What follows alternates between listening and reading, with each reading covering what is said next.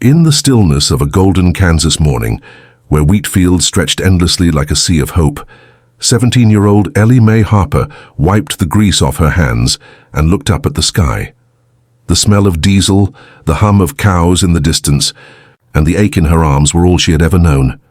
Her father, a widowed mechanic and part-time farmer, raised her with rough hands and a heart full of love.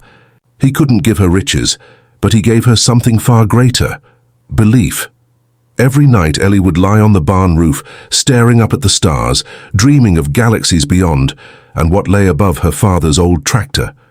She had one dream: to study aerospace engineering at the prestigious Halston Institute of Technology, the kind of school that accepted students from elite prep academies, not daughters of broke farmers. Still, she tried. She spent months building a detailed rocket, modeled from scrap metal and spare parts, welding by moonlight and studying physics with borrowed library books. Her application essay wasn't polished with big words or fancy metaphors.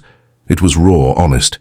She wrote about her mother's death, her dad's sacrifices, and the rocket she was building, not just to fly, but to prove that brilliance can grow from anywhere.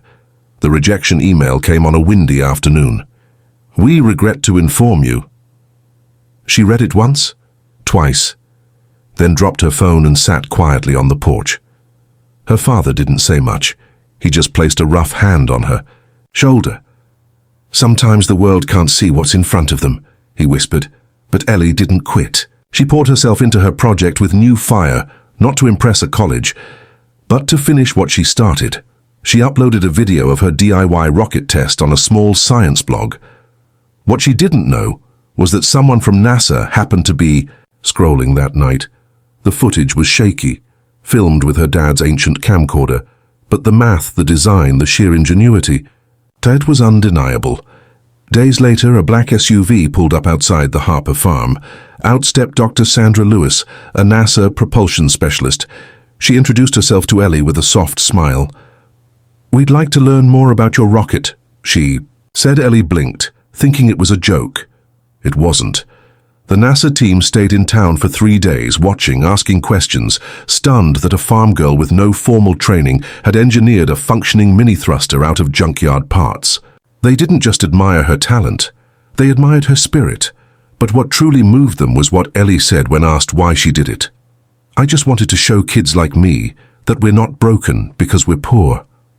I wanted someone, even if it's just one person, to believe they could fly too."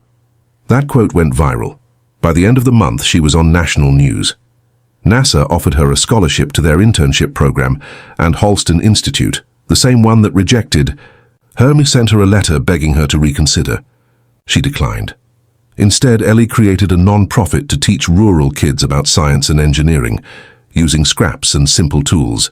She named it Stars from the Soil. Years later, when Ellie walked across the stage at NASA to present her research on sustainable rocket fuel, she wore the same boots she fixed tractors in. Her dad was in the front row, eyes full of tears. This wasn't just a story about a rocket. It was about a girl who rose from rejection with kindness in her heart, who chose to lift others instead of stepping on them, and who proved to the world that sometimes the brightest stars are born in the darkest barns. And for every child who watched Ellie's story from a dusty town or broken home, the message was loud and clear. You matter, you belong, and yes, you can fly.